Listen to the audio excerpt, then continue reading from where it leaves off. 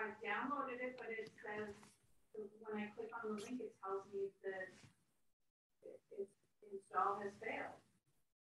Why the hell would it fail?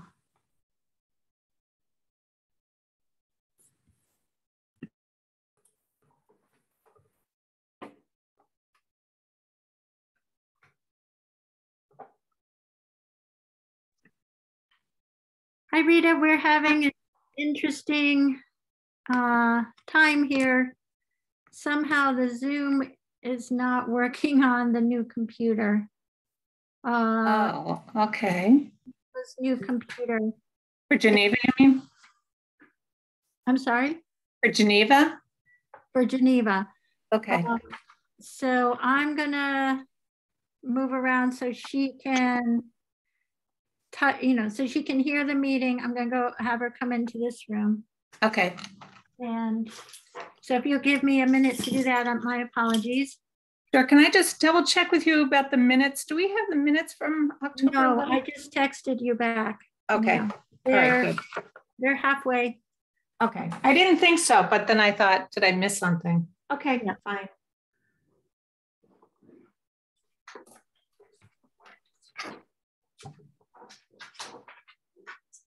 Geneva, you want to bring your computer in here?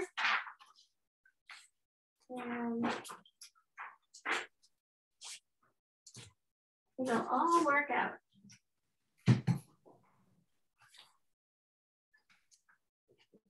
And Eric, Melissa is going to join us. She's not going to have her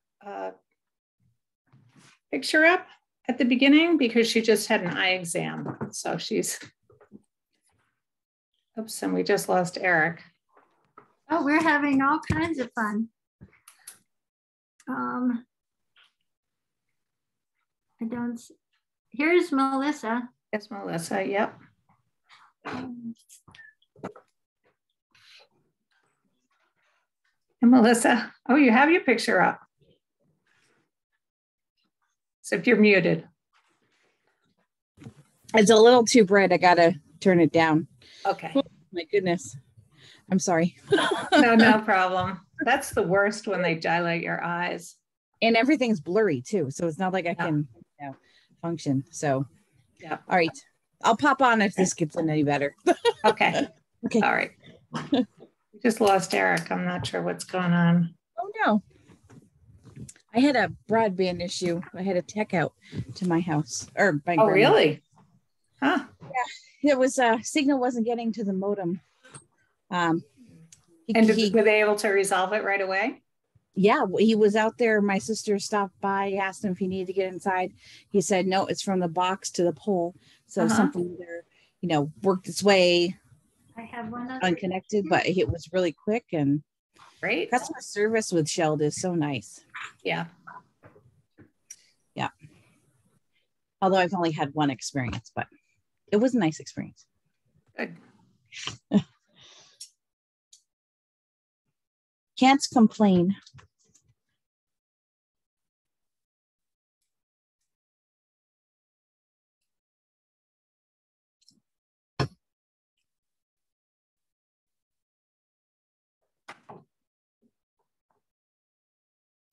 So Becky, did you hear anything from Eric? He disappeared here.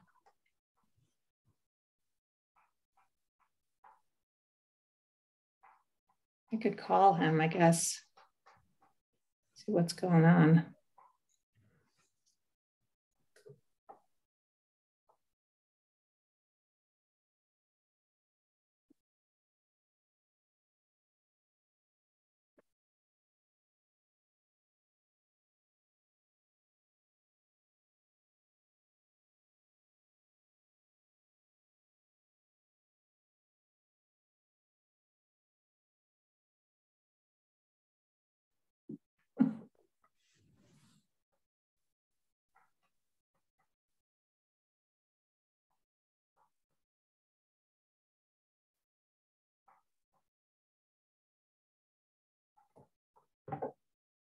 Okay, you're back with us, Eric.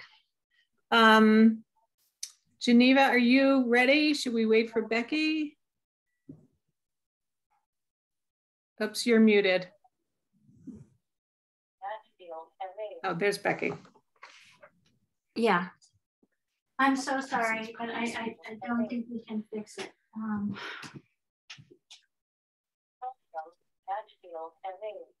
Yeah. Can you hear me, Mike, live here? The other meeting, I could try to figure it out. But I can't hear you. Why can't I hear you? Can't hear me? Computers. This is what happens when we change our meetings to a Wednesday night, huh?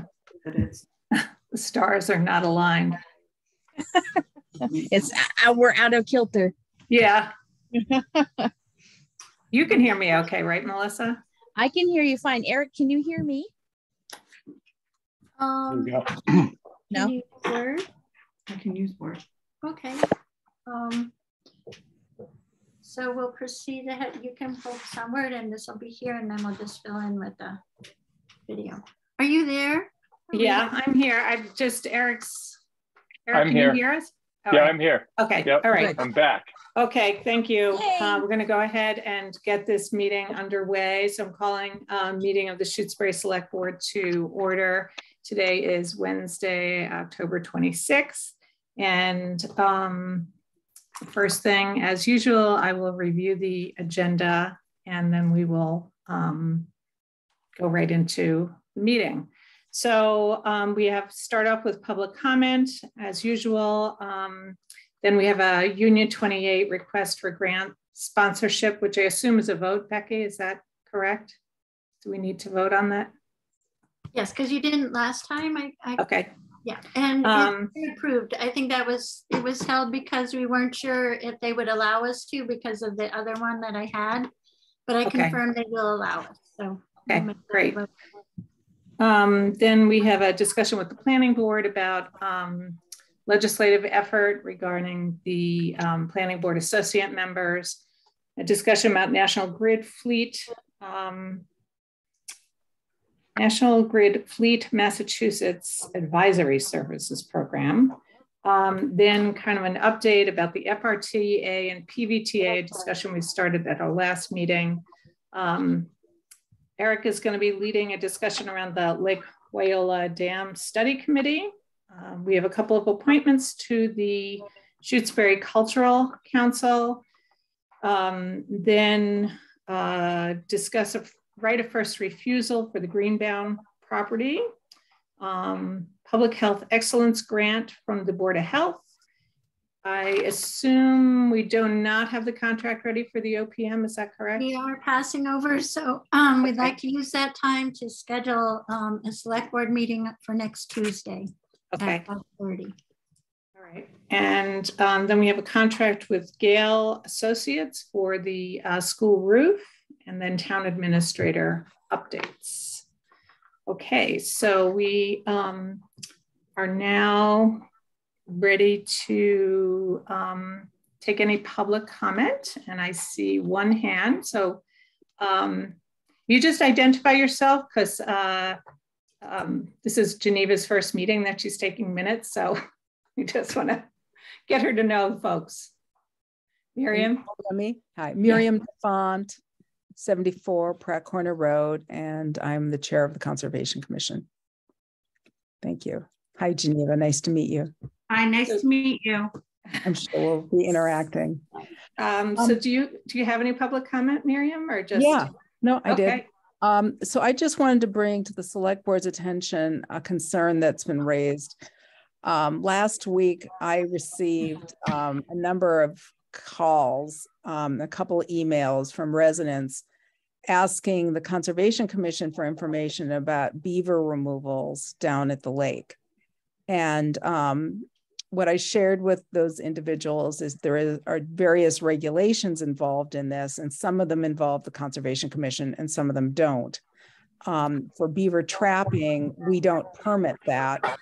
But other strategies for managing beaver, including broaching dams and putting in flow protection devices, do have a role for the Conservation Commission to issue conditions through emergency certification permit. And a couple of things came up in this. One was that one resident told me that in the past, the dam keeper had broached some dams and had left some debris floating in the cove near her property that then floated up onto the bank of her property. And that was concerning to me because if you're going to broach the dam, there needs to be an emergency certification from the Concom, and we would put in conditions asking that the debris be removed away from the resource area, not left in the water or not left in the buffer zone. And I don't know when this happened. And, she thought it was the dam keeper, maybe it was somebody else, but I just wanted to bring this to the select board's attention that, it would be really great for us to have a conversation with whoever might be dealing with beavers at the lake on behalf of the town, to just familiarize themselves with what our role is, so that we're all on the same page and we don't have a situation where there's some work done that should have been issued a permit for. And then the other issue, which is I think a larger question, is, what are the best ways of handling wildlife down at the lake? And I would just like to ask the select board to consider putting this on their agenda so there could be a larger discussion about it. I think there are best practices that we could all learn from. I know that there's concerns about the beaver right near the Fisk Brook culvert. But they're going to come back, and you can't really trap yourself into a solution, given how many wetlands are in that area. So I think looking for other approaches, like perhaps a flow protection device, which work very well when they're installed properly, can allow everybody to coexist with animals and wildlife. So I just would like to maybe encourage us to have like a conversation about sort of, a sky high look at what our policy and approach is going to be, rather than sort of reacting in the moment to what feels like an emergency. Great. As you know, Miriam, we don't engage around this, but I think your point is well taken. I certainly have a lot to learn. So I think, we'll definitely follow up on it because I've seen some stuff too. All right. So thank you for bringing it up. Any other public comment?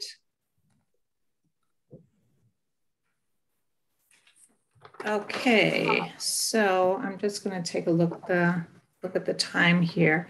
So we have the next on the agenda is the Union 28 request for grant sponsorship. So Becca, are you going to cover that, or is somebody coming from? Yeah, no, the only reason it's on there is just to confirm that we were eligible and we're moving ahead, working with Union 28.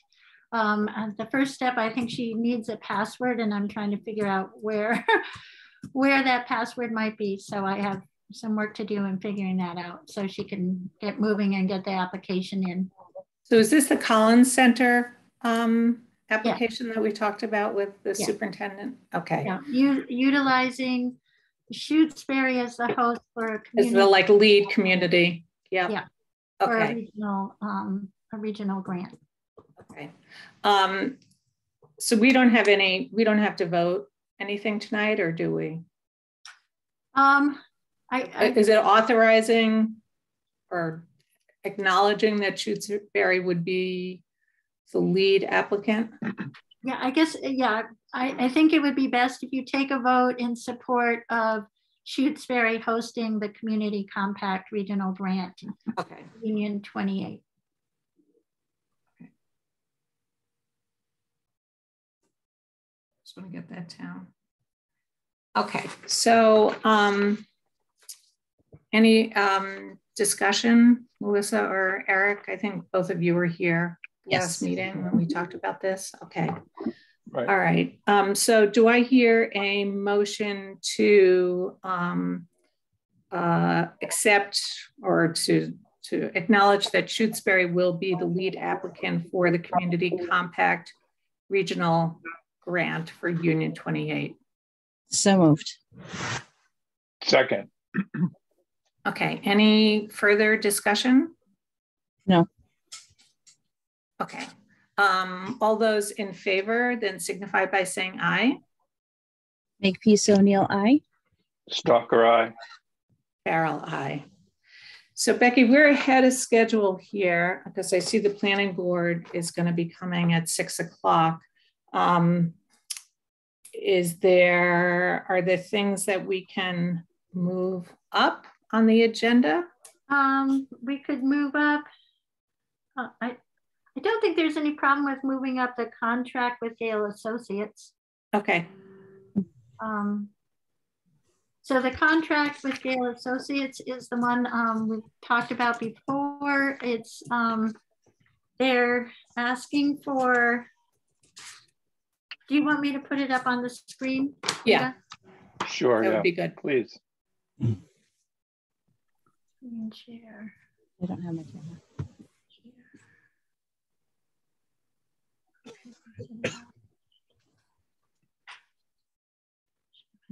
All open.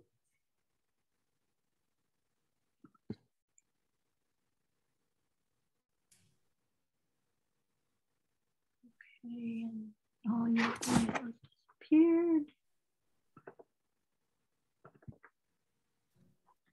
Okay, and these were. All right, just 1 second, please. All right. Now, do you guys see it?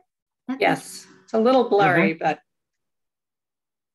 I'm sorry, it's the quality of the scan, I think. Oh, okay. Okay, so Gale Associates is going to do a full evaluation, and they will research the condition of the roof, and they've already have all the floor plans and specifications to do a full evaluation, including the flashing system, to be sure that they understand how the roof is operating. Jeff Quackenbush has really emphasized the need for this thorough review before we go to the designing and engineering stage, because there's clear problems with the insulation below the roof, that while they will not be changing stuff below the roof, they have to understand it and advise us on what to do about it. The cost is $9,700 for their evaluation services. The other items we have worked out, so I will, instead of just having these all marked up, the reimbursable amounts, they will, I will handle all the Atlas environmental stuff. That's to explore whether there's asbestos in the shingles. It's uncertain. We don't believe that they're going to need a lift, and I've encouraged them not to have to rent a lift and let people use ladders, because we've done, you know, that's been the traditional approach we've used before. And then I'm going to be in contact to try to bring the cost of the roofer down using a local roofer. So what we're committing to is the $9,700, and potentially will be, and the other costs we will do directly to save, so it won't come in at the $8,400. It'll come in hopefully about half of that. And we have a $60,000 design budget and design and engineer. So with $40,000 to $50,000 left, we should, this will be a good start to determining the scope of the final design. Becky, can you go back to 1 second about the lifts? I can't read this. My eyes are dilated. What was it about the lifts? Okay, so that they included $1,400 charge for the estimate of a lift. Yeah, so they we may or may not use that. We haven't had to before, but if we, you know, if ladders have been sufficient, so I'm hoping not to incur that additional cost. Even though it would mean I could probably finally get up on the roof. Well, it may be just because it's safer than ladders, and they may be using it to put the shingles up on the roof. They won't be shingling at this point in time. Okay. Okay. Yeah. Just So this is, explore. They're just doing an examination. Oh, an okay. inspection. Yeah. I was they're gonna thinking be- ahead. I'm sorry. I was thinking yeah, ahead. they're gonna be cutting into the roof to do to identify all the layers involved. Okay. In our current roofing. Do we have Eric, any do you, questions? yeah, I have a couple of questions, but I want to see Eric, do you have any questions? I don't know, but I'd love to hear your questions. So why do we need an estimate roofer? Is the roofer, what is that? Estimate roofer. Okay, We're not having, this is just, they're just exploring. Like, are they, you said they're cutting holes to see what's up there? And they did, when we did the gym roof, it took about, there was like 3 hours of investigating the roof, cutting sample pieces out of different parts of the roof that seemed to be behaving differently. So what they mean by that is that's their estimate of the cost for hiring a roofer to do the exploratory work on top of the roof. I see. And okay. The last time I used our local roofer, and the cost was dramatically less than this. I used the firm that had been shoring up our leaking at the gym roof for many years. And Becky, when was that roof last? This is the original roof on the main part of the school? This roof was installed after the 92, at the time of the 92 renovation. And is there really thought that there might be asbestos in those shingles? Yeah, there shouldn't be, but I think they have to it test shouldn't be, but it's required that they test it. That costs $4,100? It's a series of, that's the potential. That's why they're estimating. If they do find, so they'll come, they'll take a sample. And I think the sampling costs like $1,000. I see. So then if the sample's positive, then we have to bring in the other company to do that, to do the remediation. And I think that was about $2,200 on the, we had asbestos in the caulking at the demolished shed on Lotto 32. So yeah, well, that was old enough to have had that though. Old, right. Yeah. But still the shingles on there weren't asbestos. Only asbestos was found in the caulking.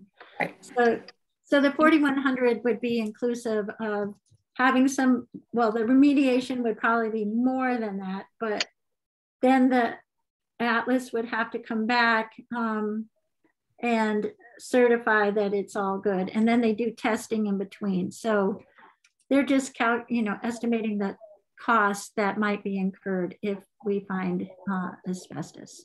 Okay. I have a question, Becky. There should be a file with all the materials used in the building from 1992, and it would have to have a sheet that would say what the shingles are made of. As a public building, it would have to have that information. So there may be a sheet that tells you I'm sure they could narrow their search. I believe they still have to test it. I'll check the regulations, but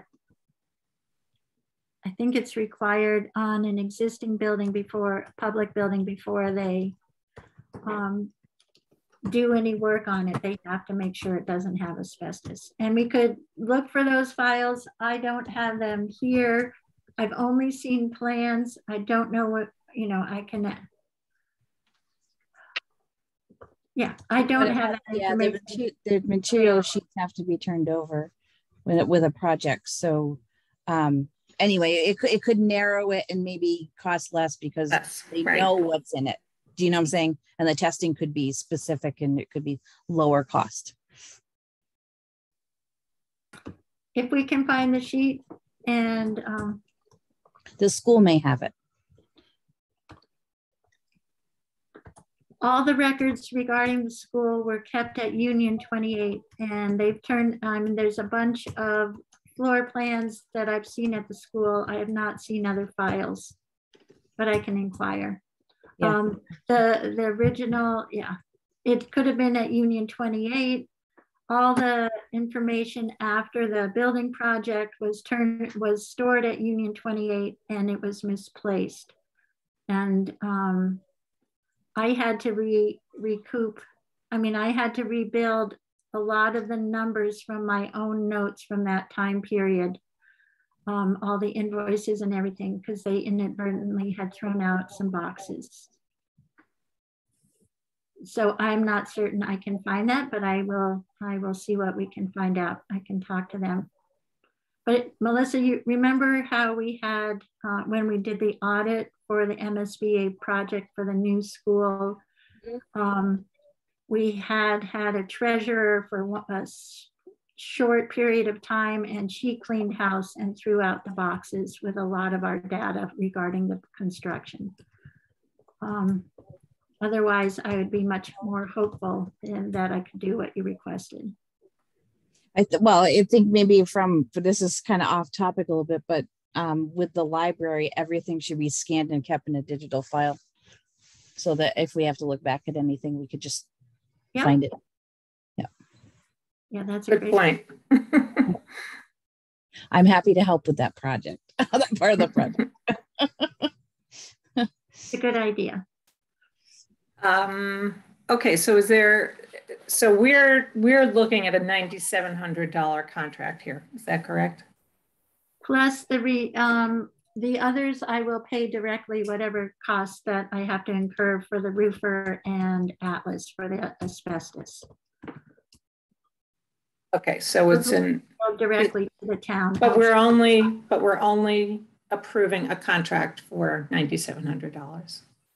Right? Correct. The rest of it is because I will be spending more than that. Okay, so you need an approval to spend up to an additional $8,400. That would be helpful. Yeah. Okay. With the caveat, obviously, that if we don't have to spend $4,100 on proving that there's no asbestos there, we'd rather not, because we're assuming there's no asbestos on that roof.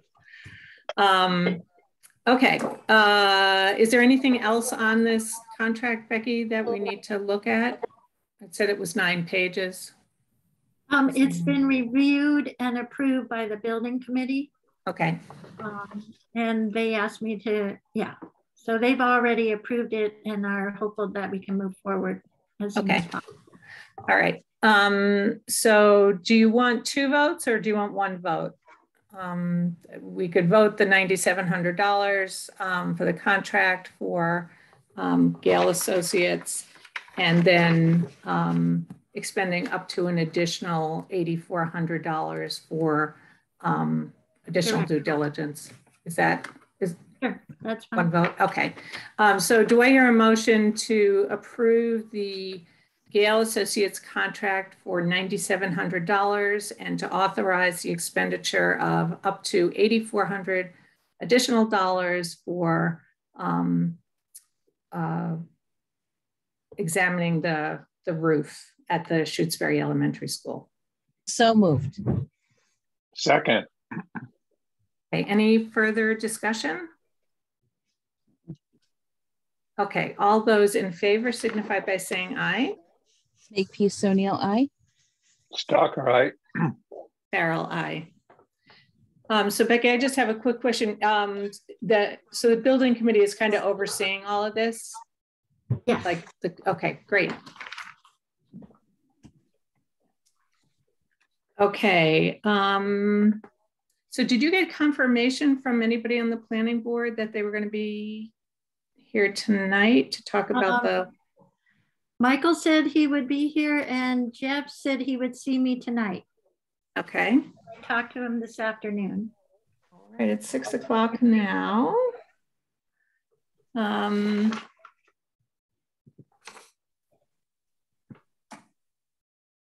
Should we wait or should we skip to the... You know, I bet Michael thinks he's still at 6:30. but I moved him up because he needed to meet earlier. Do you have any way of getting in touch with him? I will try. Okay. I can call Jeff. Okay. Because I just, well, I think he might have said something about 7. I mean, 6:30, and I was too busy to. I mean, we could do the Lake Wyola Dam Study Committee now. Yeah, we could flip those two. Yeah, we could do that, or the National Grid thing. The planning board discussion was supposed to be at 6 o'clock. Did you guys have 6:30 in mind? Okay, so that was from 2 weeks ago, but we're gonna switch to another agenda item, so we'll be ready for you at 6:30. Okay, bye. Yeah, he had the time from the last meeting. Okay. All right. Why don't we talk about the dam study committee? So I think we started this at our last meeting, talking about the issues at the dam at Lake Wyola, the main dam at Lake Wyola, and Eric. I believe Eric has kind of taken the lead on this. And I know after that last select board meeting, I believe you were having an LWAC, Lake Wyola Advisory Committee meeting after that. Right. And so what we discussed at our last select board meeting was the possibility of having a very short-term study committee that would look at how we address the issues at the dam, which ranged from having the dam used for all kinds of recreational partying that it really is not intended for and creates a real liability for the town, as well as our current issue with the fact that the town does not have, it now has to cross private land in order to access the dam. And we have permission from the current owner. What we thought was town-owned land and was the access point for the dam keeper and a place where the dam keeper could park, come to find out is not. When a survey was done by a adjoining property owner, we learned that that property in fact is not owned by the town of Shutesbury. So what started as kind of an immediate concern to address the use of or misuse of the dam, we're kind of doing a little bit of an add-on here. At least I would like to do an add-on here to think about how we have a long-term solution to access to the dam. So Eric, I know you sent out some background information about getting a committee set up, but maybe we could start with what the LWAC folks had to say. Well, I think the LWAC folks they think it's a great idea to study it and look at it. There's no question about that. I think everyone realizes it's something that has to, in fact, they're the ones that sort of brought it up, and some of those people did way back when, or fairly recently. So I think they were not opposed to it. In terms of the committee itself, I think we were talking initially a couple of weeks ago about sort of having a more sort of informal committee, the quick committee. And I thought about that later and I said, we just should have a subcommittee it still should be quick. Don't get me wrong. It should be not a long time, but I think it should be a formal subcommittee so that we have to take minutes and we have to, I don't want to do anything behind anybody's back. So I think it has to be in the open and so forth. So that was my feeling about that. I noticed you, Rita, had sent out something to the Community Preservation Coalition. Right, Community Preservation, which I think was a brilliant idea. but apparently that's not a possibility. It doesn't mean it was good. It was worth a try. Yeah, that's what I thought. But yeah, right, exactly. Anyway, so in terms of the committee itself, I mean, I think we would like to appoint the abutters and people that are there sort of in that area. I mean, that some of the people are there anyway. But I know that at least some of the abutters have expressed some concern about really wanting to be involved in they don't want to have chain link fence up around the dam and all that. I don't want to talk about it now, but that's for example, that's an example. Anyway, so I guess we're at a point where we have to appoint a committee, and that's where we're at. And I had sort of made some suggestions about who the committee people would be, but that's just my ideas, and we should all talk about that. There's somebody else that people want on there. My idea was more or less have the police chief, the abutters, and the dam keepers, and have Catherine Hilton on there because she's on LWAC and she's in the area, and she's also on the Board of Health. I mean, I'm not even sure she'll do it, but I'd like to ask her to do it. Our hope is we'll have maybe 2-3 meetings. That's I think the real issue is going to be to try to figure out, and I'm not even quite sure how to address the issue, how to address that issue of the land. I mean, I'm not going to negotiate the thing for the town. How do we negotiate that? Who do we talk to? And how do we negotiate? Yeah, I think that's something that that we could talk about as a select board, because I have a couple of ideas about what we could do. Miriam, I do see your hand, but I just want to give the select board members a chance to talk about this, and then I'll acknowledge you. So Melissa, do you have any questions for Eric, or questions about the approach of having? I like the approach. I think it's a thoughtful approach, and what comes out of that will be helpful in any decisions that have to be made. It's kind of a sticky situation, but it has to be handled. I like the people that Eric selected as a potential players on that committee, and the fact that it would be open in minutes. I think the transparency is important, for town. So, and just having a discrete, like having three sessions, so it's not an open-ended, and having it public, so that you could people could be invited to listen. Yeah, but I think you end up with a thoughtful discussion anyway. If it's a subcommittee of the select board, this is, I guess, a technical question. Does Geneva take the minutes, or do we have Geneva doing that, or we just do it? Or how do we do that? Other subcommittees had volunteers from the committee. Okay. Yeah. That's what I thought. I'd check that. And I don't know if we want to look over that letter that I wrote. I mean, I sent it from. I didn't send it, but it's a draft. It's to be sent from the select board. So I think the select board ought to at least look at it if they haven't already, and correct anything they want to change or whatever. Okay, let me get Miriam's comment, and then maybe we can put the letter up. Go ahead, Miriam.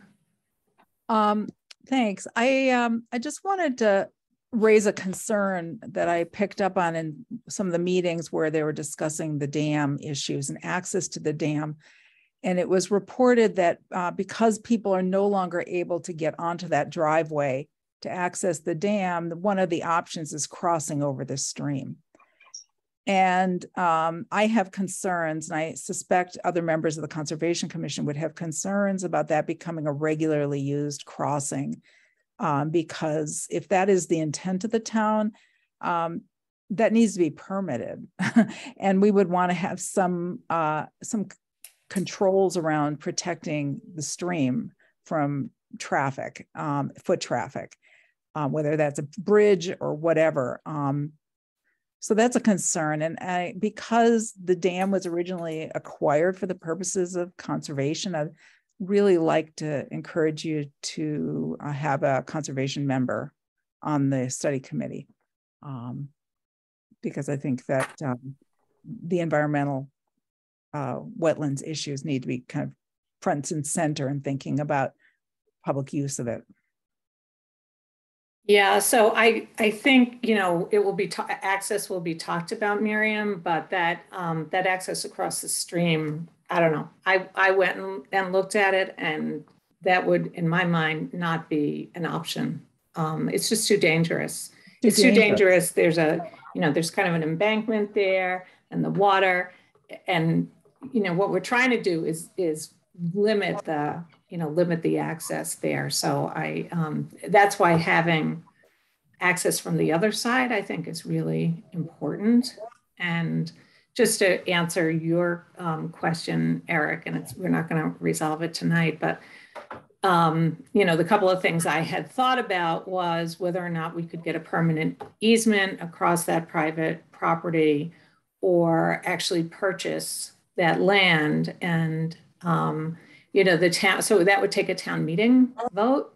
But I think, over the long term, just, if that property ever gets sold, we can't use that. That other side is just not, it's too dangerous. And it's not accessible for a vehicle. So I think a long-term solution is to, acquire through a town meeting vote and negotiation, that we'd have to have a negotiation with the property owner, a permanent easement, or just buying that strip of land. And we can do that through the procurement as a kind of sole source. We're not procuring land kind of generally, but we're just procuring land, quote unquote, for specifically to get access. So that's what I had hoped that maybe we could use CPEA money for, because the dam is a historic structure. I think I'm going to go back and, the other thing you can use CPA money for is open space and recreation. Obviously, we're not going to, we're trying to, keep limit recreation. I don't think it's the recreation on the dam. So, but I will ask that question. I was asking as a select board member, and I just thought I'd forward that all to you. Because, we have the CPA funds, and certainly if we can use them for this purpose, but the actual negotiation with the property owner would have to be done. I don't even know how we'd make that approach, Becky, but we've done an executive session with, and under, with guidance from town council about how we would approach that. But I appreciate your comments, Miriam, about the access stuff, because for sure that doesn't make any sense. And I would hope everybody would agree that that's way too dangerous. And possibly I'm really not opposed. Also, this list that I sent out of people is not meant to be exclusive. I mean, if the Conservation Commission wants to pick someone to be on the committee, I personally have no problem with that. I don't think we're even talking about doing anything that's even remotely used, as Rita's suggesting. I'm not sure. We're not into like putting people walking across about streams and so forth. That's not what this committee is about. Yeah, the committee is really about how you protect the dam from the kinds of uses that have been happening, and really put the town in a very awkward position in terms of liability, I would think. Do you want to put the list up, Eric, and or the letter? I can try. I'm sorry, Becky, if you can do it. Becky can do that. I mean, I can try. We can add a representative from the Conservation Commission. So this is the letter, there's the second document with the list of people. I'm not sure. Okay. Can we do one at a time, Eric, or do you need that? Yeah, sure. Yeah, no, this is just Okay. It's the letter that we would send out to me. We would sort of send to people and basically ask them to be on the committee, effectively. And I was thinking we should attach that letter from the dam keepers from well, I guess it was more than a year ago. 2 years ago. Yeah, because it just seemed it sort of seems to articulate the problem very succinctly and clearly. And so I was just going to attach that to that. Anyway, so and I think I was proposing we do Zoom meetings and that we do them, sort of basically before Christmas, between the mid-November and the end of Christmas. Hopefully by, mid-December rather, we'd have, at least an answer, or the answers, or the proposals, or the recommendations, or whatever you want to call them. I don't know, then I guess it's really up to everyone else to look at that and see if they like it. That looks good to me. You might want to make the response time to you sooner. If you're proposing the first meeting on the 16th, you don't want to. Then I'll give people till the 14th to tell you. Okay, that's probably a good point. Maybe a week ahead in case you. So the 16th. So I could just say we have a select board meeting on the 9th, right? I could just say the 9th. So. No, I was saying that please contact select board member Eric Stocker instead of saying by 11/14/22. Yeah, you're saying do the 7th. Yeah, people respond to you by the 7th, because then we would appoint people then, right? Yeah, that's a good idea. Yep. Okay, that's not. And you give them a short turnaround time. You'll get a hopefully a good number of people interested. Yeah, so we have the 9th. Is that so? We could do the appointments on the. Well, it would be the 8th, right? No, the 8th is election day. Oh, election day, right? Oh, right. So it is the 9th. So it is the 9th. Okay. Yep. Thank you. I guess we might want to put that in a letter too. That appointments will be made on the 9th, just so that. Yeah. Great idea. Put that in.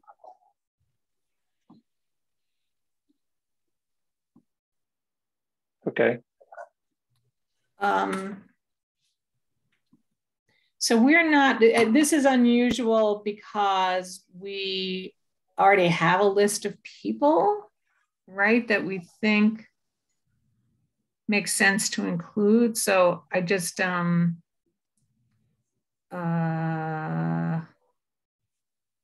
it's not like a solicitation for anybody in Shutesbury that wants to serve on the committee, because we sort of see this as a limited. So maybe instead of saying dear Shutesbury resident, dear, and we have the police chief there. Yeah, I didn't. Yeah, that was one I didn't. I couldn't come up with. Yeah, like dear interested party, or I'm not sure. Some other way of somebody else come up with a good greeting.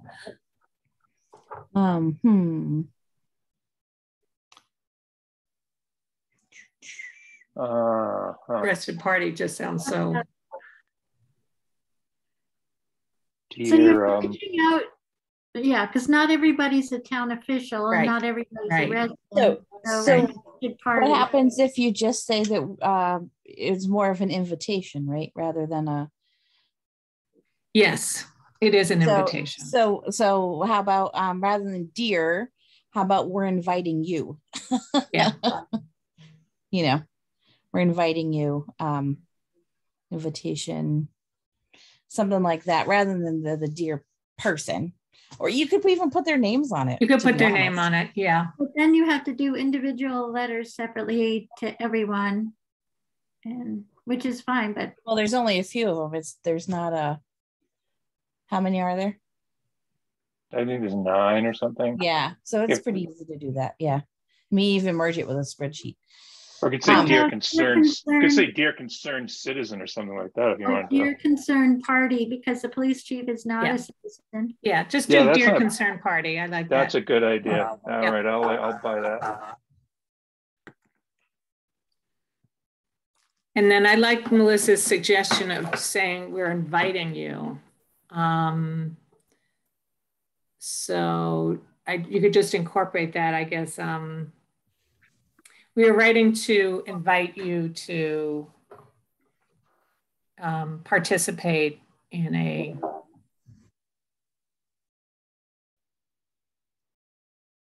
committee that is going to be looking at the use of the dam at Lake Viola. Yeah, I think that sounds nice. Yeah. On the committee that what was the end, Rita? To participate in the committee that is going to explore the use of the dam at Lake Viola for, should we say recreational? For potential use. Period. Potential. Don't box us in. Yeah. Because we don't know what the outcome. About that, just leaving it potential. Yeah, the potential use. The potential. Yeah. Yeah. Do we want to say that committee is a subcommittee of the select board? Do we want to say that there, or just say a committee? I will say it's a subcommittee of the select board.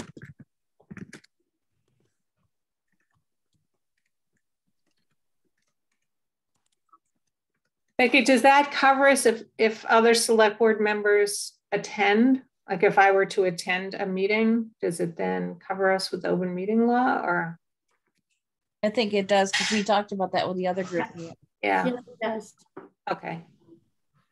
So we don't have to post, or we do have to post it separately. If Melissa or I were going to go to a meeting, does the select board have to be posted too? Remember, this came up. I think as long as you and I don't interact, Rita, and we only interact with the chair or the committee. Yep. Itself, and you and I do and interact or discuss. No, I believe if it's posted as a subcommittee of the select board is already posted. Okay, great. Yeah, I mean, my sense is and other times we've posted even the subcommittee as a meeting of the select board, and what it really is a meeting of the subcommittee. Isn't that right? Right. Yes. Okay, so I'm good with that letter. And then do you want to put the list up of the interested concerned parties? You, Eric. I sent that today too. Let's see. Yeah. I have it. 1 second. It was right after the other one.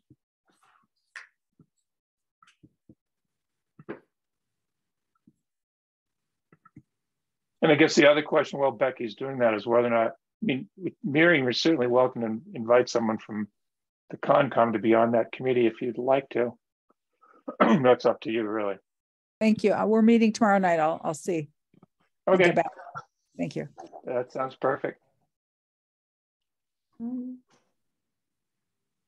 Yeah, the list is really just it's the police chief, it's and it's a butters, it's the dam keeper,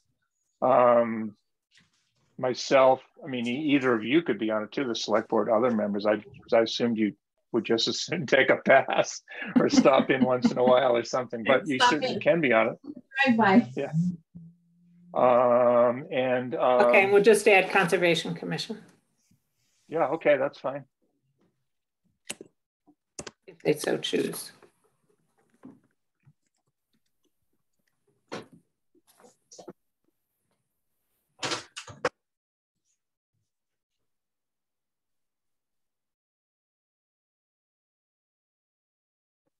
Okay, that looks good. And do I we guess need a I'll vote? try to, I'll stop in and sort of figure out where all the, I guess we should mail those letters out probably by mail, right? So it's sort of official. Email kind of gets lost in the sauce sometimes. You could work that out with Geneva. Yeah. All right, I'll figure it out. Okay, cool. Great.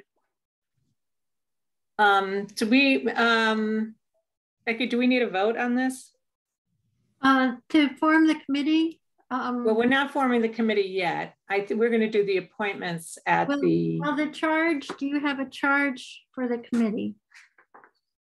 Is that the letter? The letter is to the committee, but I think it could be reframed into the charge. Yeah. So you want to do that and vote on the charge at some point, maybe not tonight, but okay, before you appoint all the members. Okay, so we'll finalize that. Okay, great. Okay. Good, thanks. Okay, sounds good. All right. Did we, let's see, I saw Jeff and Michael here. And what time is it? 6:26. Do we want to just quickly do the National Grid Fleet Advisory Services? Sure. That's quick. Okay. I know, Becky, you've spoken with them. This is a, we were approached by National Grid about a program that they have for looking at the vehicle fleets in municipalities where they provide technical assistance. And the idea is, how will you convert your town vehicles to electric vehicles? And so there's a lot of analysis that they will do for free of charge. So it seems like a really great idea. I believe, Becky, you need to have a minimum of 10 vehicles. Is that correct? Yeah. Which we do, we meet that criterion. And so I think the big question would be, if we do this, who's the lead on this? Is it the Energy Committee taking this on, or do we expect the town administrator to do it? So, Becky, is there anything you wanted to add from your discussions with the National Grid people? I think he just outlined the different reports, the data that they would need to collect. It sounds like it'll be about 2 or 3 rounds of giving him information, having them turn it in, crunch the data, and coming back with more questions. But it's a pretty straightforward process. Probably take about 2 to 3 months. Like every 3 weeks he would report, but it's not that much of a heavy lift. It's just making sure we get him all the data on our vehicles. And he said that in the meetings that they would like to meet with, like the highway department superintendent, the operators, the people that know about the vehicles that we have, would be what they'd like to pick their brains to make sure that their suggestions are viable. As part of this is going to be doing a financial analysis about whether it would benefit us to, and it came up, this year we were buying vehicles and I'm like, why aren't we buying electric vehicles? It seems so crazy. So this is a little bit after the what is it? The horse got its out of the barn, Jeff? Out of the paddock. Well, this time. This time, that's yeah. True, but we have, we'll be looking forward to replacing equipment. So, Michael, since you are the chair of the Energy Committee, your thoughts? Yeah, well, I think it's a fantastic idea. We haven't met, but I think given how Becky described it, it makes sense for her to take the lead because she's got all the information. And as long as we're in the loop, I think we can support it as need be. But, as someone who was thinking about vehicles at town meeting when we had that discussion, I think it only makes sense to sort of do the research and then be able to present findings to, either the select board, FinCom, or town meeting, depending on what's necessary. Okay. All right. So Becky, do we need any kind of vote on this or? I haven't seen any documents that they want signed at this point, but I think if you just vote to support it, Yeah. if you have a document, then you can sign off on it. Okay.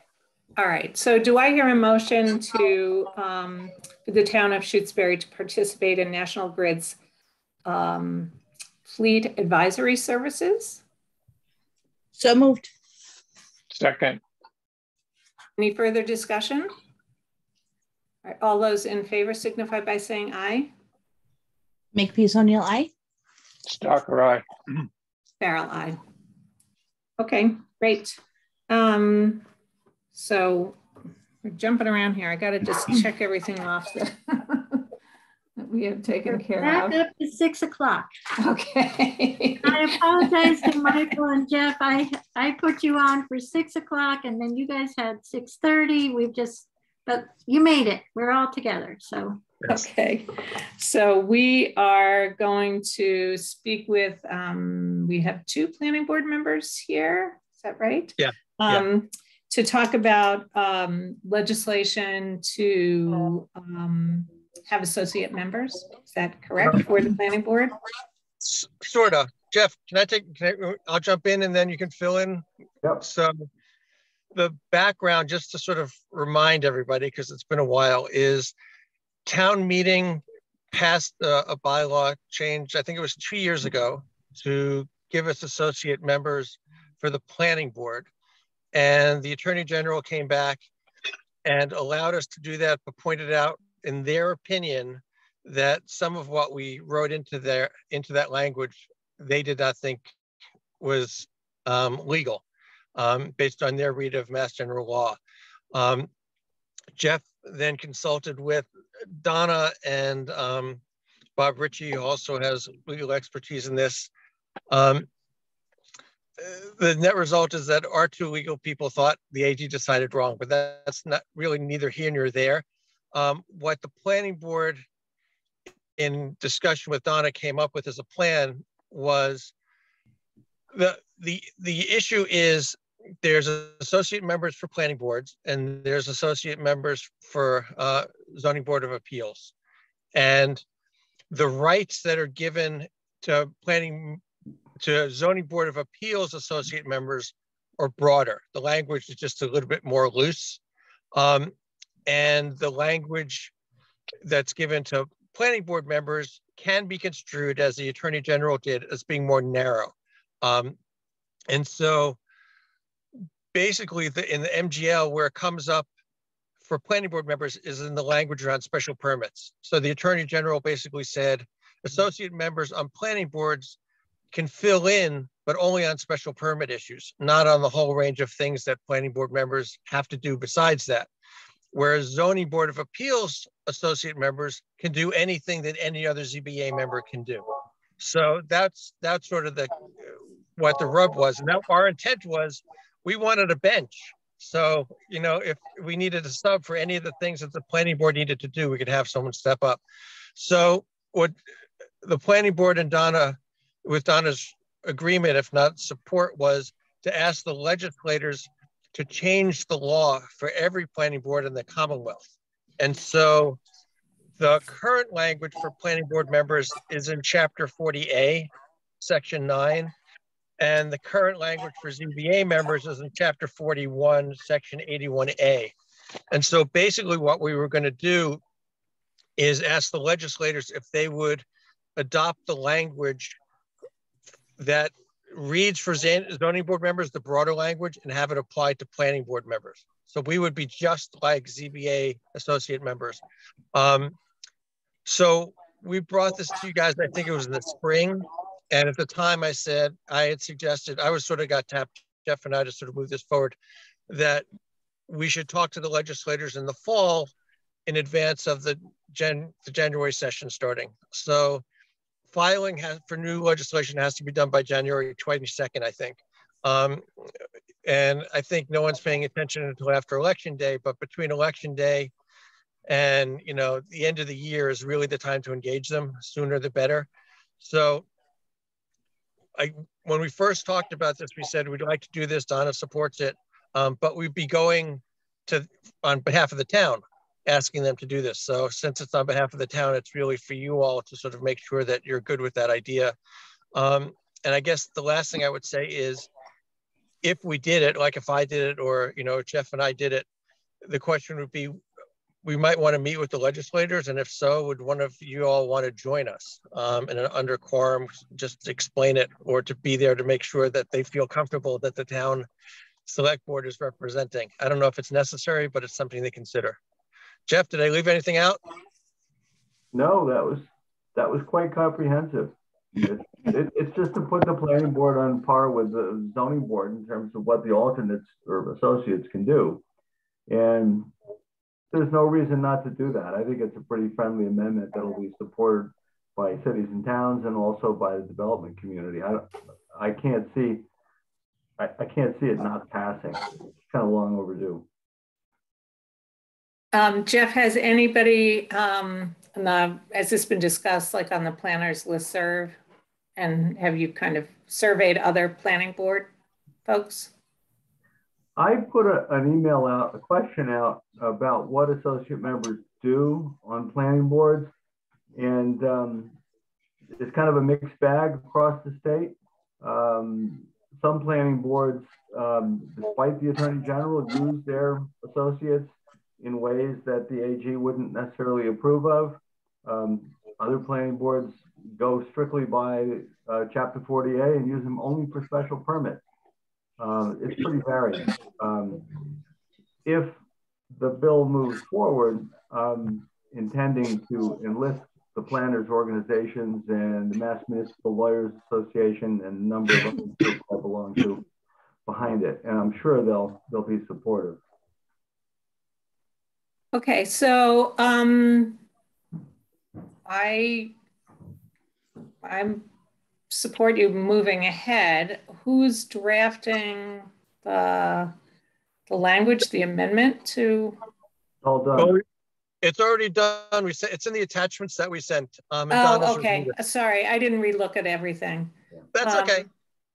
So it's there. You just need our confirmation that we support it.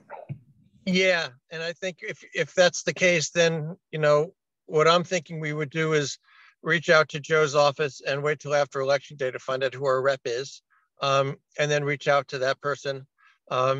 And as our legislators move this, you know, ask them if they would do it, and on behalf of us and the rest of the state. Okay. All right. So, Eric or Melissa, do you have any questions? No, that seems like a good plan. No, yeah, it seems like a good plan, Michael. And if we needed a select board member to go, I mean, I could probably do that. If I don't have to do it, but if you want somebody to do it, I could probably do it. Yeah, I think if a planning board member, you know, or if Jeff and I showed up and said, you know, the select board has, you know, given us the okay, I can't imagine they would doubt us. So no, I think it's fine. Yeah, only if they ask, will we pester you? But other than that, I think we just report back. Exactly. Okay. So that's fine. Becky, did you have a comment? I was just going to say the timing's good because the last piece of legislation we requested, it has a final vote in the Senate tomorrow. So it took about 1.5 years to get it through. So now they'll be ready for the new piece of legislation. Is that a special act, Becky? Okay. That was the senior exemption. Right. So this would be a general amendment that would apply statewide. Yeah. So that's a much bigger deal. Okay. So do I hear a motion to support the planning board moving ahead with the language amending? It's Chapter 40A? 40A and 41. 40A and 41 for associate members of the planning board. So moved. Second. Is there any further discussion? No, thank you. All those in favor signify by saying aye. Makepeace O'Neill, aye. Stalker, aye. Farrell, aye. Thank you. Thank you. For coming this evening. We'll keep you posted. Okay, great. Thank you. Okay. Jeff said he would hang out a little bit as we talked about the right of first refusal. So. Oh, okay. All right. Well, let's just get the FRTA and PVTA update done. Sure, and it's brief. I've gotten a contact with PVTA, and so I'm going back and forth between FRTA and the new contact at PVTA. But I haven't gotten resolution. I haven't had I've been playing tag with PVTA. So hopefully that will get resolved, and we can have some actual information to work with. Jeanette, I see you are here. Did you want to add something? You're on mute. You. Sorry. I'm here for I'm about to join the COA. Oh, all right. Forget it. Yeah. Let's see. So COA, yes. All right. Okay. Great. Yes. Yeah. Since I saw you were here, it was more about all right, Becky, so you'll get back to us at the next meeting, because we're looking at whether or not we have FRTA or PVTA and how that might work together. Yeah. Is that correct? Okay, yeah. For transportation. All right. So let's go ahead, and then Jeanette, since you are here, and is Kara Rostrom coming too, do you know? I don't see her on the list, but I don't know what she looks like. Okay, well, she's not here. Cultural Council. Okay, well, let's go ahead and do Jeanette's appointment since she is here. Okay. So, and I see Joanne Bernhardt here. So the Council on Aging has recommended Jeanette Stockton to be a member. And Jeanette, if you want to just introduce yourself, member of the Council on Aging. Yeah. I am Jeanette Stockton. And well, more sort of what your interest is. I mean, the fact that you've been very active in Village Neighbors and yeah. So about 2 years ago, I got involved with Village Neighbors, and this just made kind of perfect sense. We were starting to hope to partner a little bit more anyway with all of our COAs. So it just seemed like a good idea, and so far I like it. Good. Joanne, do you have anything to add? No, I'm just here to support Jeanette's ascension to the COA. Okay. All right. So do I hear a motion? Do I hear a motion to appoint Jeanette Stockton to the Shutesbury Council on Aging? So moved. Second. All right. Any discussion? All those in favor, please signify by saying aye. Hey, Peace O'Neill, aye. Stalker, aye. Farrell, aye. Congratulations, Jeanette. And we're thrilled that Council on Aging, you must be almost complete, right? With all your, you don't have any. Yes, we are. Great. We are now with Jeanette, yes. Great. Perfect. Great. Okay, good. Well, thank you. All right, I'm gonna say okay, thank you. Okay. And is anybody here from the Shutesbury Cultural Council? I do not see Rory. Well, let's pass over that, and then if somebody shows up, we can take that appointment. I don't know Kara Ostrom at all, so I feel a little funny. The message came, Linda forwarded the message, so I'm not sure if anybody got, yeah, because I didn't have the contact information for her. Okay. All right. So we can do that at the next meeting. Okay. They just made a request to have somebody removed, so we can do both at the next meeting. Okay. That sounds good. So the next item that we are going to talk about is the right of first refusal for the Greenbaum property. And see, Jeff is here from the planning board. Miriam's still with us from Concom and Historical Commission. Anybody else who wanted to address this right of first refusal? So Becky, can you just give us a little bit of background about the property and why we have a right of first refusal? Yes, I was just trying to pull up so you can see the location. I think the map helps. If you'll give me just 1 second. I think the map is in here, isn't it?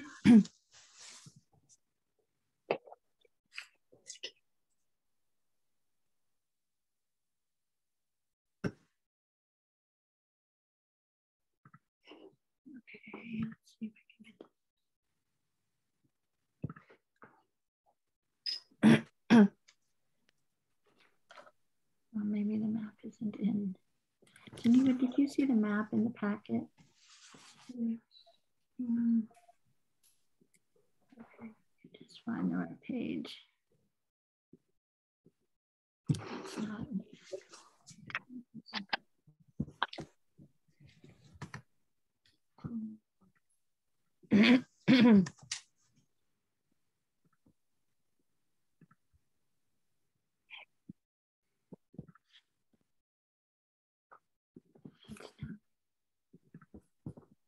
I'm gonna have to. Everything's still so blurred. Yeah. Oh, here, I got it. I got it. Of course, it was the last of 3 documents. Okay, so we have to close and start again. So share.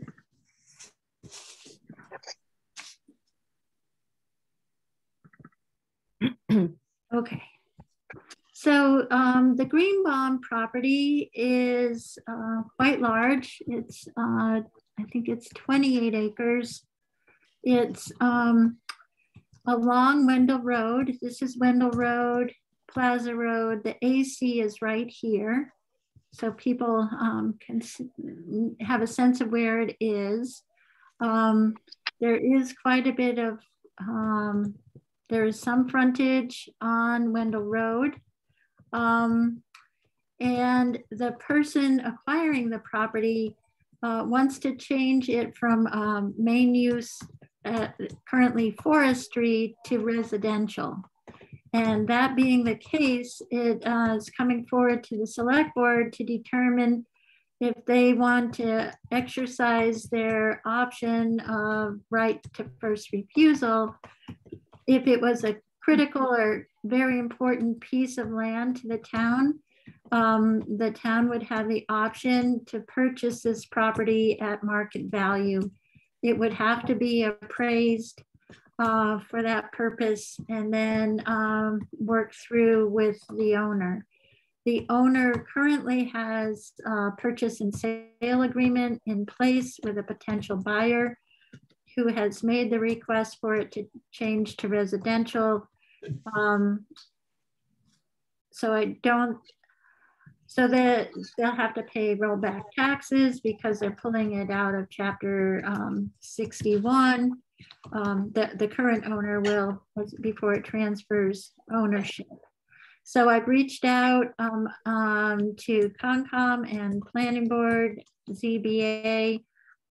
All 4 land use committees plus Historical Commission received these packets of information that included this map and more details about the buy-sell agreement and how much they're selling it for. So the select board's role is to entertain this and discuss it, get feedback if anyone has it from those committees. If the select board fails to act in a 120-day period from the time we received the mail, which was about 10 days ago, I think. So another 110 days.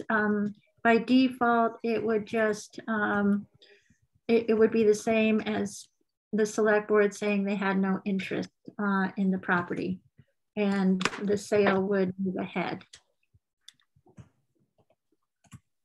Okay. Why do we have the right of first? Why do we have that right? The forestry. Right, Becky, it's the forestry piece. Yes, because it's moving out of forestry. Right. Okay. So a town, Jeff will probably have a much better answer, but I think it's the evolution of our zoning that towns have this right, so that, say this was a 100-acre piece right in the middle of our town center, and you know, that could be highly important to the town, and or a critical piece of sensitive environmental property. So by statute, the state has, you know, over time given towns this ability to make an attempt to control some of the property. Town. Jeff, did you want to give a better answer than that? I don't know if there's a better answer, but if you put your property in chapter 61 or 61A or 61B, and then you take it out, town gets right of first refusal, plus you have to pay,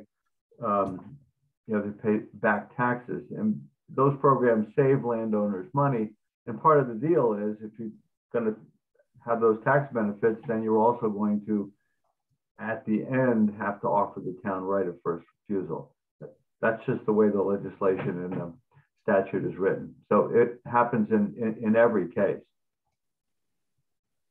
Okay, thanks. Or it should. Melissa, do you have any questions for Becky or Jeff? Or no, I don't have any questions. Okay, so I'd like to take comments then from the committees that are represented here tonight. So maybe Jeff, if you want to start, and Miriam and Miriam, well, I can ask you later. So Jeff, you're representing the planning board? Sure, and I guess the zoning board. Yeah, we have not, for one reason or another, we've not reviewed this as a planning board or a zoning board in toto. We did preside over the cutting off of a lot around the yellow house, which they did a little while ago. So we were aware that this was occurring and that a large remnant parcel was being created. During that time, so I'm speaking for myself, not for the ZBA or the planning board. During the time we did that, I was fairly aware that, well, there was no stated intention to sell the big parcel. It was simply going to sit there. So we really didn't think about it too much at the time. My impression was it was fairly developable. I believe it's kind of high and dry. It's got frontage at 2 places on Wendell Road and 1 place on Plaza Road. Would probably be a site where you could do an open space design pretty easily. But that was my impression at the time. I don't think it's in any kind of a critical corridor or adjacent to other town open space, or there's nothing that sort of jumps out that to me that says the town has to step up and preserve this piece of land. But it is developable, and it probably will be developed to one degree or another. Miriam? Yeah, hi. I saw an email that came from Becky at about 4 o'clock this afternoon, but I don't recall getting this packet. There was a packet that showed up in our inbox that was addressed to the select board. So Carrie thought it was given to us by mistake, and so it hasn't been passed along. So I'm just wondering if that packet could be sent to us. Sure. No, I thought Carrie said that that you had you had received one as well. So that's why I understood you each had one. So I will, yeah. Geneva just scanned it all for me, so it'll be easy to send out to you. So I'll do that tonight, Miriam. So I'll pass. What is the time when you need a feedback by? What is the deadline? The absolute deadline is 120 days. The buyer and the seller is eager to sell, and they're anxiously hoping that it gets resolved tonight. But that's, the deadline is 110 more days. 110 days. Yeah. Well, I'll share it with the commission, and if we feel like there's anything we want to comment on, we'll pass that along. Offhand, this isn't striking me as being having a high amount of conservation value to it. Okay. So Miriam, can you do that at your next meeting? If I get it, we're meeting tomorrow night. So if I get the scanned, and I can send it on to people. Yep. Okay, I'll do it as soon as this meeting ends. Okay, that'd be great. Thank you. Okay. All right, so we're not going to take any action on this evening. Okay. And Jeff, if the planning board or ZBA wants to have some other official vote, I don't know when you guys are meeting again. If it's, yeah, we're going to meet the 14th of November. It's a couple weeks. So if it's still an item, if you haven't acted yet, then I'll get it on the agenda of the planning board. But you just yeah. Just out of curiosity, Jeff, when you say it's developable, just out of curiosity, how many houses are we talking about going in there potentially? Oh, I will. But my point is, it said they delivered 4 boards, and they did it. I would say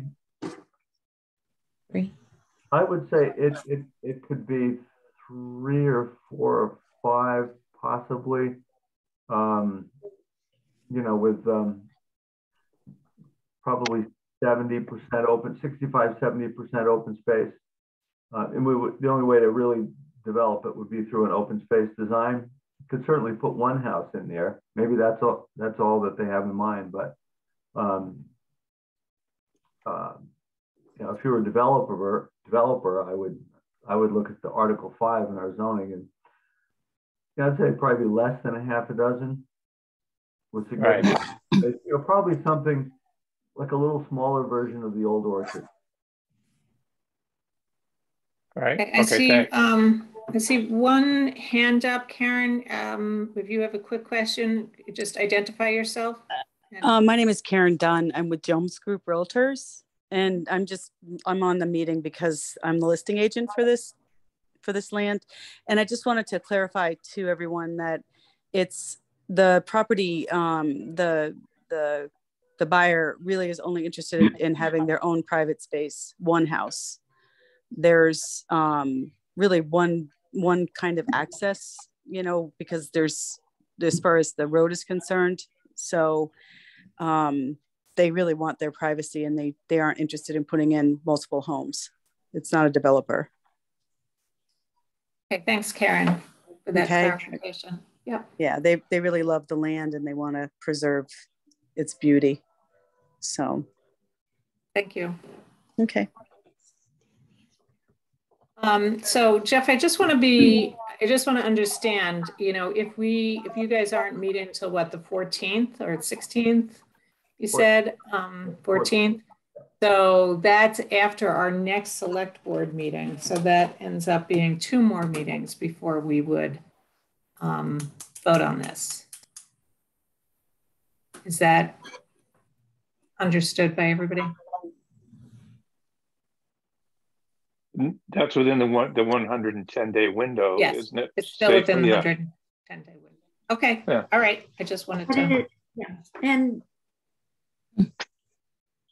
yeah, it's up to the select board. Okay. All right. Why don't we'll put it on the agenda for the next meeting. Okay. Okay. All right. So we have, and we're right back on schedule, I think. We have the Public Health Excellence Grant from the Board of Health. Yes, we do. And that is? Okay, so that it's a regional grant. 1 second, let me get that up for you. So this is a grant that the Board of Health is applying for, is that correct? Yes, it is. The Board of Health is applying through, okay, screen. There we go. So they are working together. It's a shared service, a public health excellence grant program for shared services. The city of Greenfield would be the lead administrator for the grant. That the Board of Health is signing on as a member to benefit from the shared services. They are talking about a 12-month budget. They want to establish a new cross-jurisdictional shared service arrangement. So it would be the communities of Greenfield, Montague, Sunderland, Deerfield, Leverett, and Shutesbury. And they would all be sharing the services of, is it a public health nurse? The actual, yeah, so Shutesbury would get 0.5. No, this is what they already have. So this is just listing what services that they already have. That's the one thing I wasn't clear. I was hoping Catherine was going to be here. This person would be shared to do like the follow-up on, it would be for nursing. Here it is in here.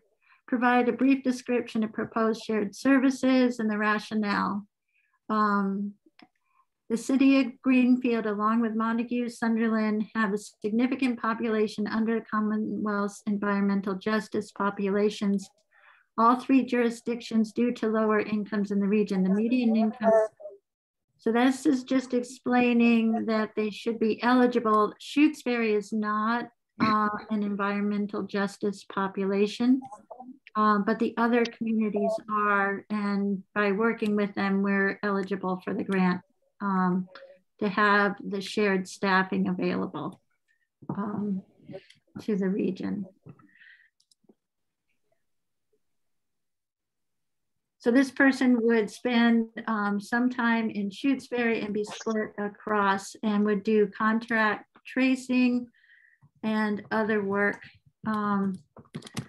For currently, I think we've done our contract tracing for illness through COVID has been done in-house by Arlene Reed, and this could help give her some relief.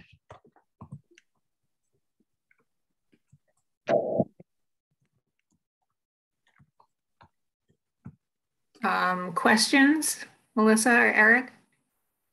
Is there any reason not to do this? It doesn't cost anything, right? Right. It's a pretty confusing grant application, I gotta say. Yeah, I would agree with that. Ditto. Yeah.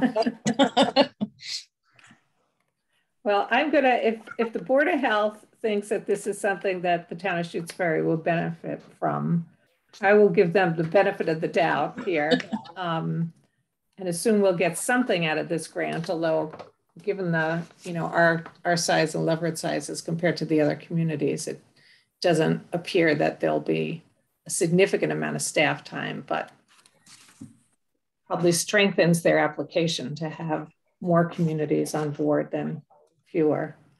Yeah. And how much is the total grant amount?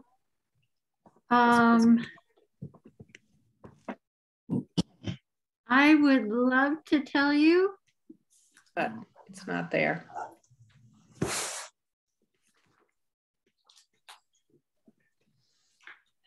use funds provided in this program only to augment rather than replace.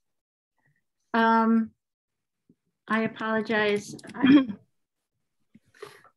Okay, what's the deadline for getting this in? I think they could have more time. She said it wasn't a big rush. It was not a big rush.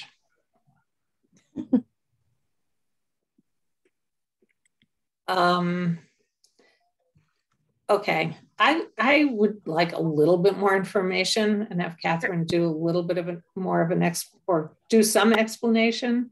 If it's not a big rush, we potentially have to have a brief meeting next week. Is that correct? For the OPM contract? Yes, but I would like not to have other stuff on that meeting. Okay. Just because there's another meeting within an hour of select board meeting. Okay. Well, if they can wait, I just hate signing off on something that I don't really understand. I would agree with that. I thought when I looked quickly at it, I thought of all the references to the 55. I thought that was the grant amount, and that was the person that they were sharing. But clearly, it's median income, and I was wrong. Okay, Melissa, are you okay with waiting? Yeah, that's perfectly fine. All right, so let's not take any action on this tonight, and ask Catherine to come to the next meeting just to explain it. I will do that. All right, so we're going to skip over the contract with the owner's project manager for the new library. Is that correct? Correct. But I would like to find out if everyone would be available for a meeting 5:30 Tuesday night, the 1st of November. I can do that. Eric and Melissa, does that work for you? I can do it. And that would be only for might be able to do it. So it won't be good for me, but that's whatever. We'll just make it work. Okay, so I'll try to go over all the information with you, Eric, during the week, just so you have all the information. If you can, I might be back by then. I'm supposed to be in Boston that day. I know that, so I might not be back too. Okay. Tuesday. 5:30.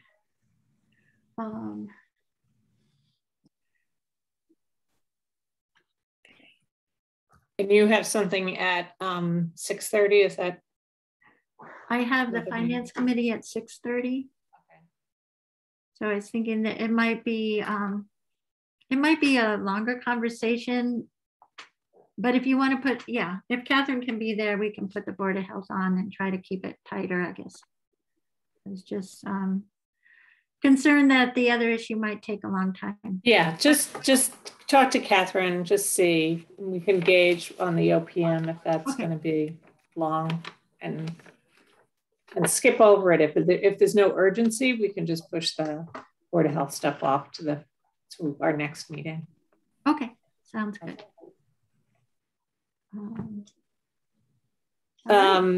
So town administrator updates. Okay, I'll start with the unfortunate news about the hybrid SUV cruiser that was voted at annual town meeting. There has been a cancellation of 1,000 SUV hybrid cruisers in Massachusetts.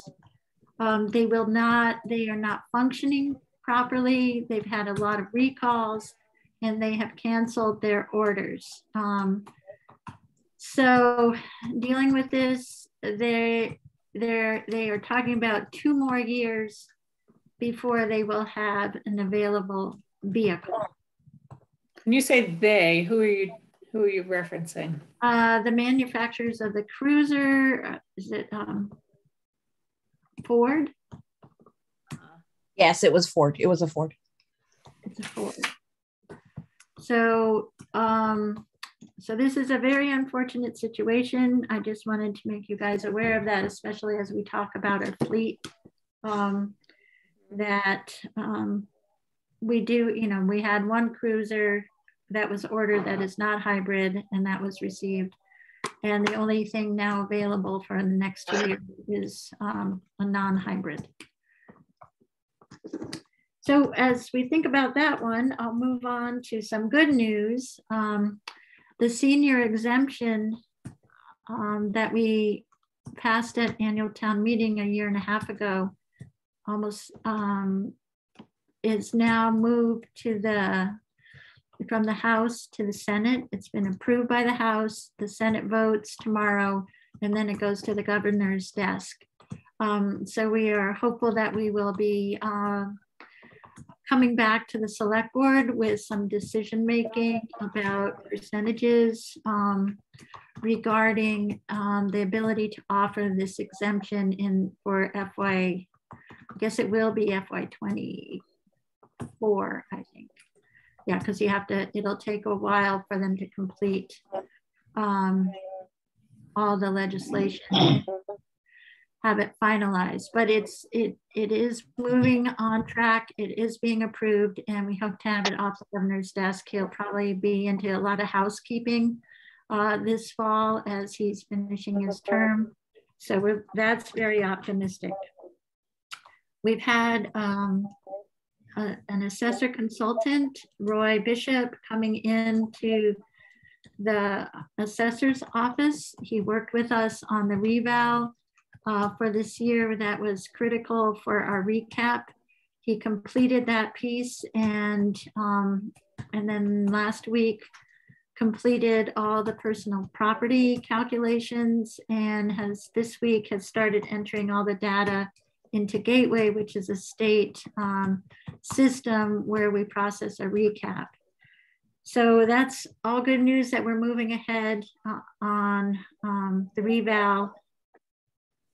We are seeing, Roy is seeing very large increases, over 20% to real estate values. So that impact will be significant this year. We hope that the values, while they go up significantly, will in turn decrease the tax rate significantly. We don't have those final calculations. With the personal property being added in, that will also impact that calculation. So things are moving along despite the absence of an assessor. I have not had anyone send any inquiries or come forward about that job. Roy Bishop was going to put in like a proposal for services. His son is starting a new company. So we'll bring that, we'll review that. The assessors will review that to see if it's anything helpful that would be brought forward to the select board. But we'll continue to work at word of mouth and hope we get as lucky as we did with Geneva at some point. Mm-hmm. And those are my updates for today, except for acknowledging that Geneva's been doing a great job, great patience, because it's been very, the computer that Linda had turned over to me and we tried to use with Geneva had a disk that failed within days, a few days of Linda turning it in, and is totally inoperable. So there's been a lot of extra figuring out of things on Geneva's part. That's made her start a little bumpy, but she's doing a great job and attacking everything. So we're hopeful that— You have a new computer? This is her new computer. Yeah, okay, great. Good. So which refused to host Zoom tonight. Went on strike early. It's just been constant. But she takes it with in good cheer and doesn't let her get it down, which is wonderful. So I think she'll survive other difficulties moving ahead. And Becky, is there anything we need to sign tomorrow? We have warrants, payroll and vendor warrants waiting for you. As a result of tonight's meeting, I have the Gale contract. The OPM contract will wait. So it's the Gale contract. I think it's the only document we had to sign from what was voted, because nothing else really moved forward. The right of first refusal is on hold. The Board of Health is on hold and the OPM is on hold. So it's the vendor warrants and the OPM, I'm sorry, and the Gale contract. Okay, so I'm going out of town early tomorrow morning, but I'd authorize you to use my name stamp on the Gale contract. Wonderful. And on the warrants. Single signature, so that'll be great. Okay. Yep, it's a single signature. Okay. All right. Okay, so do I hear a motion to adjourn? So moved. Second. Okay, all those in favor signify by saying aye. Makepeace O'Neill, aye. Stalker, aye. Farrell, aye. Okay, good night, everybody. Good night. Good night. Good night. Good night, John Boy. Bye. Take care, everybody.